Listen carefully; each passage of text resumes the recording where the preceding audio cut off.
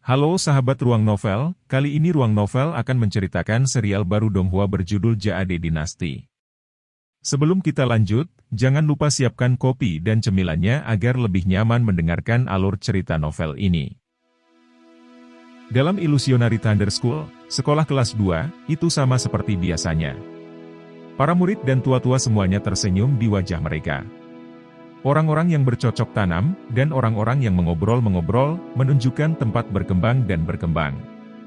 Namun, tidak ada yang tahu bahwa kepala muda sekolah guntur ilusionari mereka saat ini menderita pemukulan dan kehancuran seorang pemuda di belakang kebun belakang sekolah guntur ilusionari. Berhenti memukul, aku mohon. Aku akan memberikan apapun yang kamu inginkan. Kepala muda sekolah ilusi guntur saat ini memiliki hidung biru dan wajah bengkak.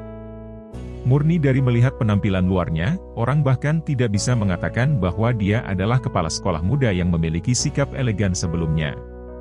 Pada kenyataannya, bahkan suaranya berubah dan itu bahkan lebih tidak menyenangkan daripada seekor babi dibunuh. Kamu menganggap aku sebagai siapa? Apakah kamu pikir aku di sini untuk merampok kamu, untuk mengambil sedikit kekayaan yang kamu miliki pada kamu? Chu Feng dengan jijik dan dingin mendengus, tetapi ketika dia berbicara, dia mengulurkan tangannya ke arah kepala sekolah muda Cosmosa. Bersamaan dengan itu, dia mengamati pandangannya ke sekelilingnya, ke arah pria dan wanita muda yang memiliki wajah pucat-pucat karena ketakutan. Adik kecil, terimalah ini dengan senyum. Harus dikatakan bahwa kelompok orang itu agak kooperatif. Setiap orang dengan cepat melepas karung kosmos dan langsung memberikannya pada Chu Feng. Tidak buruk. Setidaknya kamu memiliki sedikit wawasan. Setelah Chu Feng memasukkan semua cosmosas ke sakunya, ia menganggukkan kepalanya dengan puas. Sejujurnya, meskipun status dan posisi beberapa orang harus cukup baik dan hal-hal dalam karung kosmos mereka baik-baik saja, ketika menghadapi Chu Feng yang memiliki persyaratan yang sangat keras untuk mengolah sumber daya, barang-barang mereka bahkan tidak bisa menarik matanya dengan normal. Tapi sekarang, alasan mengapa Chu Feng mengambil cosmosas mereka adalah karena Chu Feng saat ini memiliki jumlah uang yang sangat sedikit. Kebetulan, karung kosmos mereka bisa mengisi sendiri. Setelah meletakkan beberapa orang cosmosas pergi, Chu Feng mengarahkan pandangannya ke kepala muda sekolah guntur ilusionari yang memiliki wajah babak belur dan dengan dingin berkata, "Kamu, dengarkan. Hari ini, aku mengambil lidah Tou sehingga kamu lebih baik bertindak seolah-olah tidak ada yang terjadi. Jika kamu berani menyakiti lidah Tou atau keluarganya, maka orang yang akan menderita bukan hanya kamu. Ayahmu akan dimasukkan, serta seluruh sekolah guntur ilusi kamu." Saat Chu Feng berbicara, keganasan terungkap di matanya. Mereka mengeluarkan niat membunuh dingin, dan dengan sekali pandang, itu akan menyebabkan seseorang merasa bahwa kedinginan memasuki tubuh mereka dan merasakan ketakutan dari lubuk hati mereka. Itu membuat orang lain merasa bahwa kata-katanya sama sekali tidak bercanda, dan karena dia bisa mengatakannya, dia bisa melakukannya. Segera setelah itu, Chu Feng menjulurkan telapak tangannya lagi dan dengan paksa meraih lencana memerintah di pinggang sekolah guntur ilusionari muda. Dia berkata, "Aku akan meminjam ini sebentar. Juga, kalian semua, istirahat di sini sebentar." Setengah hari kemudian, formasi roh ini akan secara otomatis dihapus. Setelah mengucapkan kata-kata itu, Chu Feng bersiap untuk pergi, tetapi kepala muda dari sekolah guntur ilusion erat bertanya, "Siapa sebenarnya kamu?" Mendengar itu, Chu Feng memutar kepalanya, tersenyum ringan, lalu berkata, "Aku Asura." Setelah berbicara, Chu Feng melompat, keluar dari formasi roh, dan dengan cepat pergi. Dia meninggalkan kepala muda sekolah guntur ilusi dan yang lainnya di belakang ketika mereka berdiri di tempat mereka saat tercengang. Ketakutan yang mendalam terhadap Chu Feng masih berlama-lama di wajah mereka. Mulai hari ini, di dalam otak mereka, mereka akan selamanya ingat sosok seorang pemuda Asura, yang bahkan lebih muda dari mereka namun memiliki kekuatan yang menakutkan sampai-sampai kelainan. Ada banyak orang yang dipenjara di dalam penjara di sekolah guntur ilusi. Mereka dikunci di tempat itu karena segala macam alasan, tetapi jika seseorang harus mengatakan siapa yang paling sengsara dari orang-orang yang terkurung di dalam tempat itu pasti tidak lain adalah orang-orang yang menyinggung kepala sekolah muda. Di tempat ini, mereka tidak akan menerima hukuman apapun, tetapi mereka dilarang berkultivasi. Jika mereka terkunci di sepanjang hidup mereka, itu berarti mereka mengirim masa depan hidup mereka ke kubur, dan mereka yang menyinggung kepala sekolah muda akan selalu menerima akhir itu. Melihat orang itu sepertinya memasuki tempat ini karena dia menyinggung kepala sekolah muda. Lalu dia mati. Bahkan para dewa tidak dapat membantu mereka yang menyinggung kepala sekolah muda. Para tahanan di dalam sel sedang menunjuk dan mendiskusikan tentang seorang pemuda kurus dan lemah yang berlutut di sudut sel tanpa berbicara.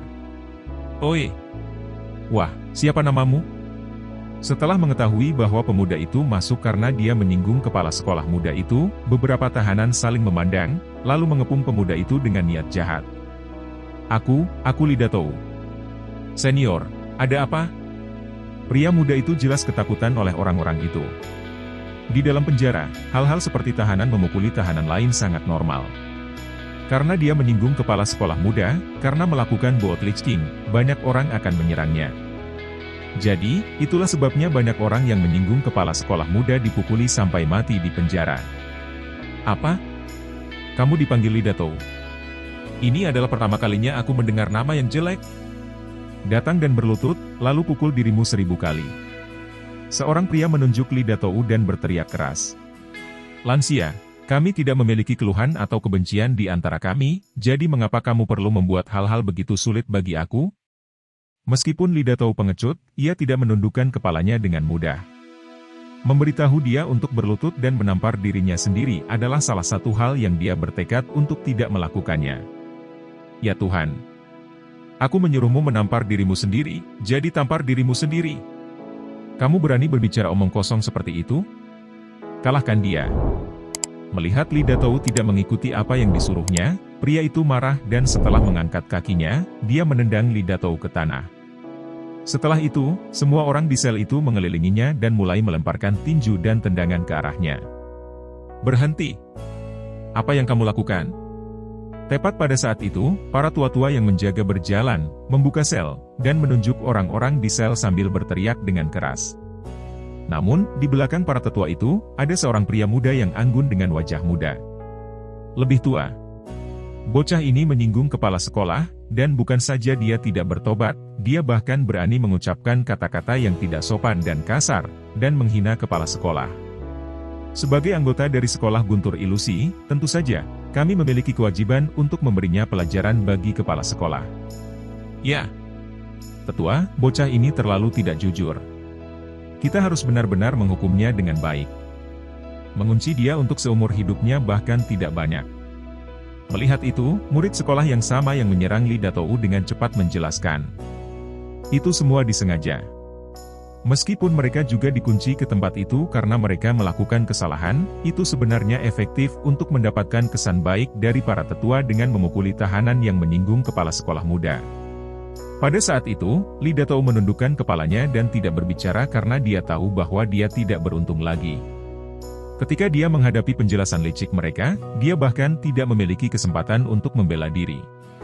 Tentu saja, tidak hanya dia tidak akan mendapatkan bantuan dari para tetua, dia bahkan akan mendapatkan hukuman yang menyakitkan. Namun, sama seperti Lidatou mengira keberuntungannya keluar, dan seperti halnya pria yang memukulnya berpikir bahwa mereka akan dihadiahi, para penjaga yang lebih tua mengarahkan pandangan mereka ke arah pemuda di sebelahnya dan dengan hormat bertanya, "Tuanku, melihat ini?"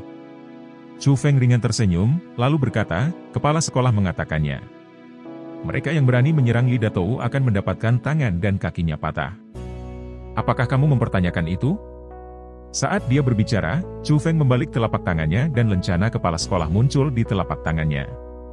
"Ya, Sir."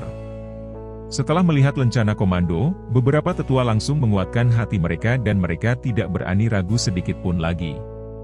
Dan ketika mereka berbalik, tatapan mereka menunjukkan keganasan dan wajah mereka membawa niat membunuh. Tanpa ampun, mereka menuju ke beberapa pria. Pada saat itu, segala macam teriakan merobek-robek dan paru-paru tak henti-hentinya terdengar, dan semua laki-laki, karena mereka tidak tahu apa yang harus dilakukan, mendapatkan tangan dan kaki mereka dengan paksa diambil oleh para tetua. Adapun Lidatou itu, dia bahkan melebarkan mulutnya karena kaget. Dia berdiri dengan kosong di tempat dia berada, dan wajahnya bingung ketika dia heran. Hanya sampai pemuda di dekatnya membawanya keluar dari sel, meninggalkan sekolah guntur ilusi sambil mengendarai Eagle berkepala putih, kemudian terbang menuju kota kelahirannya. Akhirnya dia mengerti bahwa dia diselamatkan, dan dia tampaknya diselamatkan oleh anak muda itu. Pria